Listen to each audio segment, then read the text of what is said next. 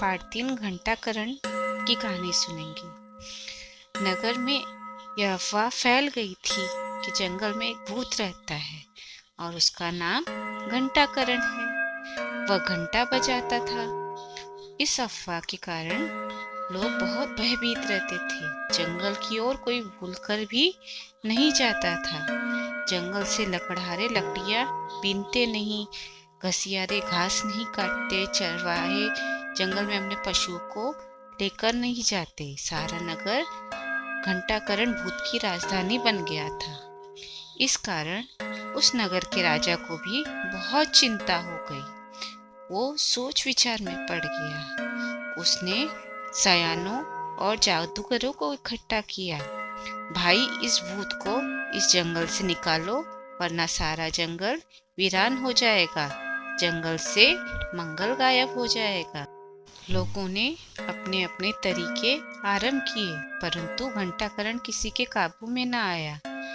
तभी एक दिन एक बुद्धिमान मनुष्य उधर कहीं से आ निकला।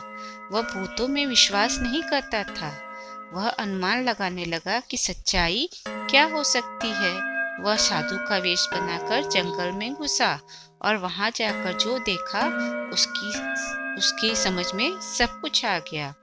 वह लौट कर आया और राजा और नगरवासियों से कहा, आप मुझे एक बोरा भुने चने दे दो, तो मैं कल ही भूत पकड़कर ले आता हूँ।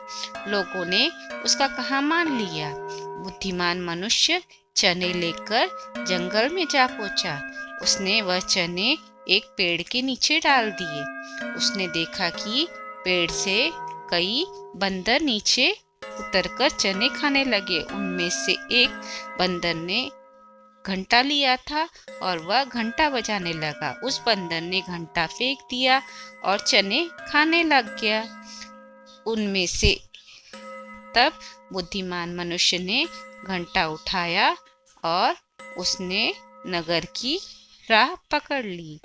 इसके बाद बुद्धिमान मनुष्य जंगल से दरबार में जा पहुंचा और उसने राजा से कहा, महाराज, यह घंटा बंदरों के हाथ में पड़ गया था। जब उनकी मौज होती तो वे घंटा बजाते। इस तरह जंगल में भूत होने की अफवाह फैल गई थी।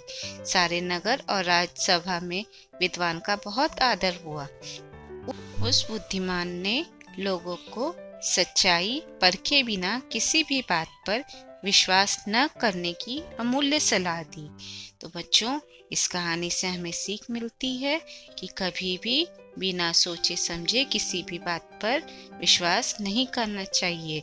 हमें हर चीज को देखकर, जांचकर और सच्चाई को ध्यान में रखकर ही उस पर विश्वास करना चाहिए। अंधविश्वासों पर विश्वास नहीं करना चाहिए। तो बच्चों, आपको कहानी कैसी लगी? अब आप अपनी किताब से इस कहानी का वाचन करो और मुझे भी सुनाओ।